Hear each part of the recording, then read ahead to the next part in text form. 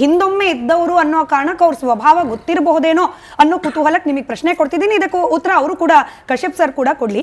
ಜಮೀರ್ ಅಹ್ಮದ್ ಅವರಿಗೆ ಟಾಸ್ಕ್ ಕೊಟ್ಟಿದ್ರಂತೆ ಖುದ್ದು ಮುಖ್ಯಮಂತ್ರಿಗಳು, ಹೋಗ್ಬೇಕು ಸಾದಿಕ್ ಪೈಲ್ವಾನ್ ಅವರನ್ನ ಮನವೊಲಿಸಬೇಕು, ಆ ಮೂಲಕ ಮುಸಲ್ಮಾನ್ ಸಮುದಾಯದ ಓಟ್ ಕೈ ತಪ್ಪದೇ ಇರೋ ತರ ನೋಡ್ಕೊಳ್ಬೇಕು ಅಂತ. ಇವತ್ತು ಹೋಗ್ಲಿಲ್ಲ. ಸಾಹೇಬ್ರೇನು ನಾಳೆ ನಾಡಿದ್ರಿಂದ ಕೇರಳಕ್ಕೆ ಹೋಗ್ತಿದ್ದಾರಂತೆ, ಅಲ್ಲಿಗೆ ಚುನಾವಣಾ ಪ್ರಚಾರಕ್ಕೆ ಹೋಗೋದು ಕೂಡ ಡೌಟ್ ಅನ್ನೋ ರೀತಿಯಲ್ಲಿದೆ. ಯಾಕೆ ಹೀಗೆ ಮಾಡ್ತಿರ್ಬೋದು ಜಮೀರ್ ಅವರು? ಗುರು ಶಿಷ್ಯನ ಮಾತನ್ನೇ ಮೀರ್ತಿದ್ದಾರೆ ಅನ್ನೋದು ನಾವು ಹೆಡ್ಲೈನ್ ಅಲ್ಲಿ ಹಾಕಿದ್ವಿ, ನಿಜಾನ ಅದು ಅಂತ? ಇಲ್ಲ, ಖಂಡಿತವಾಗ್ಲೂ ಸನ್ಮಾನ್ಯ ಜಮೀರ್ ಅಹಮದ್ ಖಾನ್ ಅವ್ರನ್ನ ನೋಡಿದ್ರೆ ಅವರು ಸ್ವಾಭಿಮಾನಿ ಜನತಾ ಪರಿವಾರದಿಂದ ಬಂದಿರೋಂಥವ್ರು.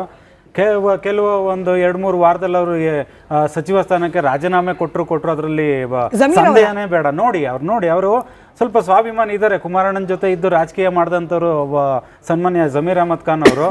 ಎಲ್ಲೋ ಒಂದು ಕಡೆ ಅವ್ರಿಗೂ ಒಂದು ಅಲ್ಪಸಂಖ್ಯಾತರಿಗೆ ಎಷ್ಟು ಅಂತ ಕಾಂಗ್ರೆಸ್ ಅವರು ಬೆನ್ನಿಗೆ ಚೂರಿ ಆಗ್ತಿದ್ದಾರೆ ಅಂತ ಅವ್ರಿಗೂ ಅರ್ಥ ಆಗಿದೆ. ಇಲ್ಲೇನಾಗಿದೆ, ಅರ್ಜೆಂಟಾಗಿ ಕಾಂಗ್ರೆಸ್ಗೆ ಸೋಲು ಆಗಬೇಕಾಗಿದೆ ಕರ್ನಾಟಕದಲ್ಲಿ. ಏನಕ್ಕೆ ಅಂತ ಅಂದರೆ, ನಾನು ಹೆಂಗೋ 5 ವರ್ಷ ಇರೋಣ, CM ಆಗಿ ಉಳಿಸ್ಕೊಳ್ಳೋಣ ಅಂತ ಒಬ್ಬರು ಪ್ರಯತ್ನ ಪಡ್ತಿದ್ದಾರೆ ದಾವಣಗೆರೆ ವಿಚಾರಕ್ಕೆ ಬಂದರೆ. ಇನ್ನೊಬ್ಬರು ನಾನು ಹೆಂಗೋ ಇವ್ರ ಹತ್ರ CM ಹುದ್ದೆನ ಕಿತ್ಕೊಂಡು ಅವ್ರನ್ನ ಸೆಳೆದುಕೊಳ್ಳೋಣ ನನ್ನ ಹತ್ರಕ್ಕೆ ಅಂತ ಇನ್ನೊಬ್ಬರು ಪ್ರಯತ್ನ ಪಡ್ತಿದ್ದಾರೆ. ಹಾಗಾಗಿ ಈಗ ಉಪಚುನಾವಣೆಗಳಾದವು. ಚನ್ನಪಟ್ಟಣ ಆಯಿತು, ಸಂಡೂರು, ಶಿಗ್ಗಾವಿ ಆಯಿತು. ಒಂದು 4 ತಿಂಗಳು ಪೆಂಡಿಂಗ್ ಇಟ್ಕೊಂಡಿದ್ರು ಗೃಹಲಕ್ಷ್ಮಿ ಹಣನ. ಆವಾಗ ರಾತ್ರಿ ಹಿಂದಿನ ದಿನ ಅಲ್ಲಿ ರಿಲೀಸ್ ಮಾಡಿದ್ರು. ಇವಾಗ್ಲೂ 3 ತಿಂಗಳು ಪೆಂಡಿಂಗ್ ಇಟ್ಕೊಂಡಿದ್ದಾರೆ ಗೃಹಲಕ್ಷ್ಮಿ ಹಣನ, ಜನರಿಗೆ ಮಹಿಳೆಯರಿಗೆ ತಲುಪಿಸಿಲ್ಲ. ಈಗ ಉಪಚುನಾವಣೆ ಬರ್ತಿದೆ, ನೋಡ್ತಾ ಇರಿ. ಈಗಲೇ ಈಗ ನಮ್ಮ ಚರ್ಚೆಗಳು ನಡೀತಾ ಇರುತ್ತಲ್ವಾ, ಇನ್ನೊಂದು ವಾರದಲ್ಲಿ ನೋಡಿ ಈ 2 ದಿನ ಇದೇ ಚುನಾವಣೆ ಅಂದಾಗ ರಿಲೀಸ್ ಮಾಡ್ತಾರೆ. ಈ ರೀತಿ ಅಶ್ವಿನ್ ಅವರೇ, ಕೇವಲ ಗೃಹಲಕ್ಷ್ಮಿ ಹಣಕ್ಕೆ ವೋಟರ್ಸ್ ತಮ್ಮ ನಿರ್ಧಾರ ಬದಲಾಯಿಸ್ಬಿಡ್ತಾರ? ಈ ತರ ಹೇಳಿಕೆನೆ ದೊಡ್ಡ ಕಾಂಟ್ರವರ್ಸಿ ಆಗಿರೋದು ಸರ್. ಮುಸಲ್ಮಾನ್ ಸಮುದಾಯದವರು 500 ರೂಪಾಯಿ ವೋಟ್ ಹಾಕ್ತಾರೆ ಅಂತ ಕಾಂಗ್ರೆಸ್ನವರು ಹೇಳಿದ್ದಕ್ಕೇನೆ ಇವತ್ತು ಸಿಡಿದೆದ್ದಿರೋದು. ನೀವು ವೋಟರ್ಸ್ 2,000 ರೂಪಾಯಿ ವೋಟ್ ಹಾಕ್ತೀರಿ ಅನ್ನಂಗೆ ಆಗ್ಬಿಡುತ್ತೆ. ನೋಡಿ, ಗುಡ್ ಕ್ವಶನ್ ಇದು ಕೇಳಿದ್ದೀರಾ. ನಾನು ಏನಕ್ಕೆ ಕೇಳ್ತಿದ್ದೀನಿ ಅಂದ್ರೆ, ಇದು ಜನರಿಗೆ ನಾವು ದುಡ್ಡು ಕೊಟ್ರೆ ಅವ್ರು ಮತ ಹಾಕ್ತಾರೆ ಅಂತ ಅರ್ಥಕ್ಕಲ್ಲ. ಕಾಂಗ್ರೆಸ್ ಅವ್ರಿಗೆ ಗೊತ್ತಾಗಿದೆ ನಾವು ಅಂತೂ ಇಂತೂ ಸುಳ್ಳು ಗ್ಯಾರಂಟಿಗಳನ್ನ ಕೊಟ್ಕೊಂಡಿದೀವಿ. ಇವಾಗ ಗೃಹಲಕ್ಷ್ಮಿ ಹಣನ ನಾವು ರಿಲೀಸ್ ಮಾಡ್ತಿದೀವಿ, ವೋಟ್ ಹಾಕಿ ಅಂತ ಕಾಂಗ್ರೆಸ್ ಅವ್ರು ಕೇಳ್ತಿರೋದು. ನಾನು ಹೇಳ್ತಿರೋದು ನಿಮ್ಗೆ, ಕಾಂಗ್ರೆಸ್ ಅವರು ಮತದಾರರನ್ನ ಆ ಮಟ್ಟಕ್ಕೆ ಅವರು ತಂದು ಒಡ್ಡಿದ್ದಾರೆ ಅಂತ ನಾನು ಹೇಳ್ತಿರೋದು. ಹಾಗಾಗಿ ಕಾಂಗ್ರೆಸ್ ಅವ್ರಿಗೆ ಏನಾಗಿದೆ, ನಾನು ಆರಂಭದಲ್ಲಿ ಹೇಳಿದ್ದೀನಿ, ಕರ್ನಾಟಕದಲ್ಲಿ ಕಾಂಗ್ರೆಸ್ಗೆ ಅರ್ಜೆಂಟ್ ಆಗಿ ಸೋಲು ಅಂತ ತೋರಿಸ್ಬೇಕಾಗಿದೆ. ಇವತ್ತು ಉಪಚುನಾವಣೆಗಳು ಸೋಲು ಗೆಲುವು ಅವ್ರಿಗೆ ಮುಖ್ಯವಲ್ಲ. ಆದ್ರೂ ಅವ್ರಿಗೆ 140 ಬಂದಿದೆ. ಆ ಸೋಲು ಗೆಲುವು ಏನು ಅವ್ರಿಗೆ ದೊಡ್ಡ ಮಟ್ಟದ ಎಫೆಕ್ಟ್ ತಂದು ಕೊಡಲ್ಲ. ಅವ್ರು ಯಾರೂ ನೋಡಿ ಅಭಿವೃದ್ಧಿ ಕಡೆ ಕಾನ್ಸಂಟ್ರೇಟ್ ಮಾಡ್ತಿಲ್ಲ, ಅವಶ್ಯಕತೆ ಇಲ್ಲ. ದಾವಣಗೆರೆನಲ್ಲಿ ಹೋಗಿ ಕೂರ್ತಾರೆ, ಬಾಗಲಕೋಟೆಯಲ್ಲಿ ಹೋಗಿ ಕೂರ್ತಾರೆ. ಅಧಿಕಾರ ಇದೆ, ಉಪಯೋಗಿಸಿ. ಯೋಜನೆಗಳ ತರ ಅಂತ ಶಕ್ತಿವಂತರು ಅಲ್ಲ ಕಾಂಗ್ರೆಸ್ ಅಲ್ಲಿ ಇವತ್ತು. ನೋಡಿ, 5 ವರ್ಷ ನಾನು ಹೆಂಗೋ ತಳ್ಕೊಂಡು ಹೋಗ್ಬೇಕಂತ ಒಬ್ರು CM, ನಾನು ಹೇಗೋ ಮಾಡಿ ಅವ್ರ ಹತ್ರ ಹುದ್ದೆ ಕಿತ್ಕೋಬೇಕಂತ ಇನ್ನೊಬ್ರು DCM ಅವರು. ಇಷ್ಟರ ಮಧ್ಯದಲ್ಲಿ ನಾವು ಕರ್ನಾಟಕದವರು ಈಗ ಉಪಚುನಾವಣೆಯಲ್ಲಿ ಮತದಾರನ ಏನಂತ ಹೋಗಿ ಕೇಳ್ತಾರೆ. ದಾವಣಗೆರೆನಲ್ಲಿ ನಾವು ಏನು ಅಭಿವೃದ್ಧಿ ತಂದಿದ್ದೀವಿ, ಈಗ ನಮ್ಮ ಕಶ್ಯಪ್ ಸರ್ ಹೇಳ್ತಾ ಇದ್ರು, ಅಭಿವೃದ್ಧಿ ಮಾಡಿದೀವಿ ಅಂತ. 3 ವರ್ಷದಲ್ಲಿ ಏನ್ ಮಾಡಿದ್ರು ಮೇಡಮ್? ಕರ್ನಾಟಕದಲ್ಲಿ ಏನ್ ಅಭಿವೃದ್ಧಿ ತಂದ್ರು ಮೇಡಮ್? ಹೊಸ ಯೋಜನೆಗಳು ಏನ್ ತಂದ್ರು? ಬಟ್ ಅಫ್ಸರ್ ಸರ್, ನನಗಿರೋ ಅನುಮಾನ ಅಂತಂದ್ರೆ, ಈಗ ಆಯ್ತು ಕಾಂಗ್ರೆಸ್ ಇದ್ದ MLAಗಳು ಏನು ಅಭಿವೃದ್ಧಿ ಮಾಡ್ಲಿಲ್ಲ, ಹಾಗಾಗಿ ಒಂದು ಬದಲಾವಣೆ ಬೇಕು, ಸಮುದಾಯಕ್ಕೂ ಪ್ರಾತಿನಿಧ್ಯ ಬೇಕು. ಸರಿ, ಸಾದಿಕ್ ಪೈಲ್ವಾನ್ ಅವ್ರು ನಿಂತಿದ್ರು, SDPI ಬೆಂಬಲ ಅವ್ರಿಗೆ ಕೊಡಬಹುದಾಗಿತ್ತು, ನೀವು ಕೂಡ ಕಂಟೆಸ್ಟ್ ಮಾಡುವ ಅನಿವಾರ್ಯತೆ ಏನಿತ್ತು? ಮುಸಲ್ಮಾನ ಸಮುದಾಯದ ವೋಟ್ ಸ್ಪ್ಲಿಟ್ ಆಗ್ತಿಲ್ವಾ ಅಲ್ಲಿ? ಕಾಂಗ್ರೆಸ್ಗೆ ಬಿಜೆಪಿಗೆ ಅನಾಯಾಸ ಮಾಡ್ಕೊಡ್ತಿಲ್ವಾ ನೀವು ಹಾದಿನ?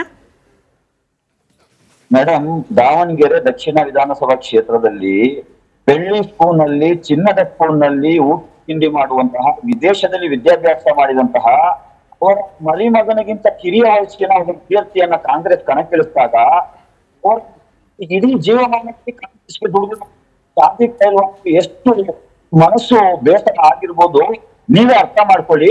ಅದಕ್ಕಾಗಿ ಅವರು ರೆಬಲ್ ಆಗಿ ಕಾಂಗ್ರೆಸ್ ಅಲ್ಲಿ ಅಭ್ಯರ್ಥಿ ಹಾಕಿದ್ದಾರೆ.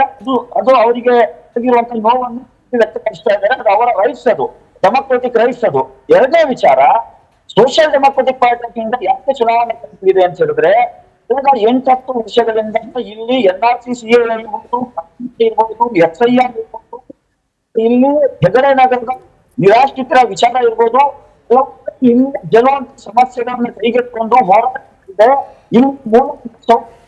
ಒಂದು ಪರಿಹಾರ ಕಂಡುಹಿಡಿಯಬೇಕೆಂಬ ನಿಟ್ಟಿನಲ್ಲಿ ಈ ಬಾರಿ ಅಹಿಂದ ವರ್ಗಗಳು ನಮಗೆ ಆಗ್ರಹ ಮಾಡಿದ್ರು, SDPಯಿಂದ ಒಂದು ಒಳ್ಳೆ ಅಭ್ಯರ್ಥಿಯನ್ನ ನೀವು ಹಾಕಿ ಕಾಂಗ್ರೆಸ್ಗೆ ನಾವೊಂದು ಪಾಠ ಕಲಿಸಲೇಬೇಕು ಅಂತ ಹೇಳಿ ಆ ಕಾರಣದಿಂದ ಈ ಕ್ಷೇತ್ರದ ಸರ್ವಾಂಗೀಣ ಅಭಿವೃದ್ಧಿ, ಇಲ್ಲಿಯ ಯುವಕರಿಗೆ ಒಂದು ಡಿಗ್ರಿ ಕಾಲೇಜ್ ಇಲ್ಲ ಮೇಡಮ್. ಒಂದು ಇಂಜಿನಿಯರಿಂಗ್ ಕಾಲೇಜ್ ಇಲ್ಲ ಮೇಡಮ್. ನಲ್ಲಿ ಒಂದು lady specialist full friends doctor ಇಲ್ಲ ಮೇಡಮ್. ನಿಮಗೆ ಗೊತ್ತಿಲ್ಲ, ನಿಮ್ಮ ವಾಹಿನಿ ಮುಖಾಂತರ ರಾಜ್ಯದ ಜನರಿಗೆ ತಿಳಿಸ್ತಾ ಇದ್ದೇನೆ. ಒಂದು ಶಿಕ್ಷಣ ಮಾಫಿಯಾ, ಇನ್ನೊಂದು ಮೆಡಿಕಲ್ ಮಾಫಿಯಾ. ಈ ಶಿಕ್ಷಣ ಮಾಫಿಯಾ, ಮೆಡಿಕಲ್ ಮಾಫಿಯಾ ಎರಡೂ ಕೂಡ ಇದೇ ಶಾಮನೂರು ಕುಟುಂಬ ನಿನ್ನೆ ಮೊನ್ನೆಯಿಂದ ನಡೀತಾ ಇದೆಯಾ ಸರ್ ಅವರೇ? ಅಲ್ಲ, ನಿನ್ನೆ ಮೊನ್ನೆಯಿಂದ ನಡೀತಿದ್ಯಾ? ನೀವು ಹೇಳ್ತಿರೋ ಆರೋಪ ನಿಜ ಅಂತ ಆದ್ರೆ ಮೆಡಿಕಲ್ ಎಜುಕೇಶನ್ ಮಾಫಿಯಾ ನಿನ್ನೆ ಮೊನ್ನೆಯಿಂದ ನಡೀತಿದ್ಯಾ? ಇದೆಲ್ಲ ಗೊತ್ತಿರ್ಲಿಲ್ವಾ ಸಮುದಾಯದ ವೋಟರ್ಸ್ ಗಳಿಗೆ, ದಾವಣಗೆರೆ ದಕ್ಷಿಣ ವೋಟರ್ಸ್ ಗಳಿಗೆ? ಗೆಲ್ಸ್ಕೊಂಡ್ ಬಂದಿದ್ದಾರಲ್ಲಪ್ಪ ಇಷ್ಟು ವರ್ಷಗಳ ಕಾಲ ಶಾಮನೂರ್ ಅವರನ್ನ. ಇವರು ಜೀವನ ನೆಕ್ಕಿಸ್ತಾ ಬಂದಿದಾರಲ್ಲ ಮೇಡಮ್. ಕಳೆದ ಚುನಾವಣೆಯಲ್ಲಿ ಶಾಮನೂರ್ ಶಿವಶಂಕರ್ ಹೇಳಿದ್ರು, ನಮ್ದು ಕೊನೆಯ ಚುನಾವಣೆ ಇದು, ಮುಂದಿನ ಚುನಾವಣೆಯಲ್ಲಿ ಅಲ್ಪಸಂಖ್ಯಾತ ಸಮುದಾಯಕ್ಕೆ ಟಿಕೆಟ್ ಕೊಡ್ಬೇಕು ಅಂತ ಹೇಳಿ ಅನ್ಸ್ಕೊಂಡಿದ್ಯಾ ಮೇಡಮ್ ಈ ಕಾಂಗ್ರೆಸ್? ಈಗ ನಮ್ಮ ಇವರು ಹೇಳ್ತಾ ಇದ್ರು ಕಶ್ಯಪ್ ಅವರು, 35,000 ಕೊಟ್ಟಿದ್ದೀವಿ. ಕಶ್ಯಪ್ ಅವರೇ 4,000 ಲಕ್ಷ ಕೋಟಿಯ ಬಜೆಟ್ 1 ಕೋಟಿ 10 ಲಕ್ಷ ಇರುವಂತ ಅಲ್ಪಸಂಖ್ಯಾತರಿಗೆ ಶಿಕ್ಷೆಯ 3,000 4,000 ಕೋಟಿ ಕೊಡ್ತಾ ಇದ್ದೀರಾ. ಕನಿಷ್ಠ 50,000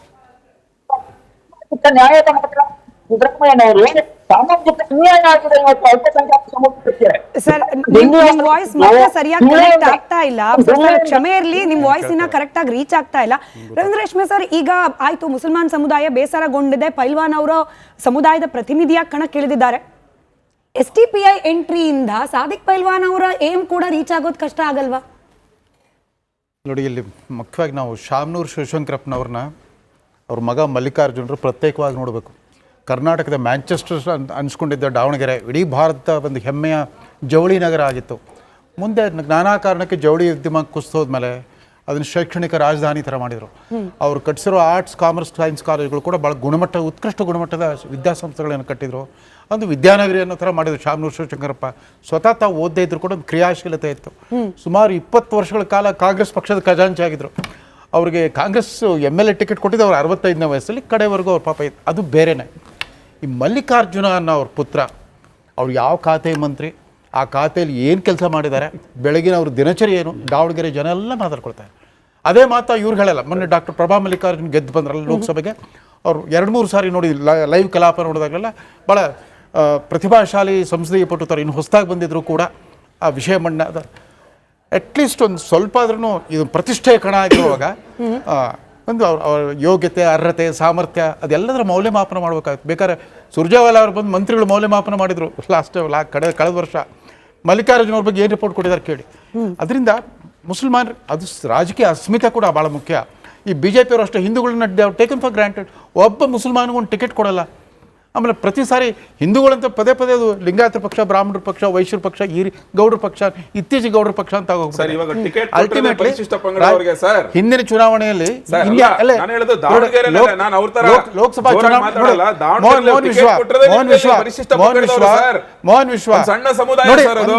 ಲೋಕಸಭಾ ಚುನಾವಣೆ ಮುಗಿದ ನಂತರ 3 ಬೈ ಎಲೆಕ್ಷನ್ ಆಯ್ತು. ಅದ್ರ 2 ಬೈ ಎಲೆಕ್ಷನ್ NDA ಕ್ಯಾಂಡಿಡೇಟ್ ಇಬ್ರು ಕುಟುಂಬ ರಾಜಕಾರಣ, ಇಬ್ರು ಮಾಜಿ ಮುಖ್ಯಮಂತ್ರಿಗಳ ಮಕ್ಕಳು ನಿಲ್ಸಿದ್ರು. ಒಬ್ಬ ಮಾಜಿ ಮುಖ್ಯಮಂತ್ರಿ ಆಗ್ಬಿಟ್ಟು ತನ್ನ ಕ್ಷೇತ್ರ ಅಂತ ಉಳಿಸ್ಕೊಳಿಕ್ಕಾಗಲಿಲ್ಲ ಶಿಗ್ಗಾಂವ್ನಲ್ಲಿ ಬೊಮ್ಮಾಯಿ ಅವ್ರಿಗೆ. ಅಲ್ಲೊಬ್ಬ ಒಬ್ಬ ಅನಾಮಧೇಯ ಮುಸಲ್ಮಾನ್ ಕಾರ್ಯಕರ್ತ ಗೆದ್ದು MLA ಆಗಿ ಬಂದ್ಬಿಟ್ರು. ರಾಜಕಾರಣದಲ್ಲಿ ಎರಡೂ ನಡೀತಾ ಇದೆ. ಆಯ್ತಪ್ಪ, ಈಗ ಅವ್ರು ಮುಸ್ಲಿಮರು ಬಂಡಾಯ ಎದ್ದಿದಾರಲ್ಲ, ಈ ಸಾರಿ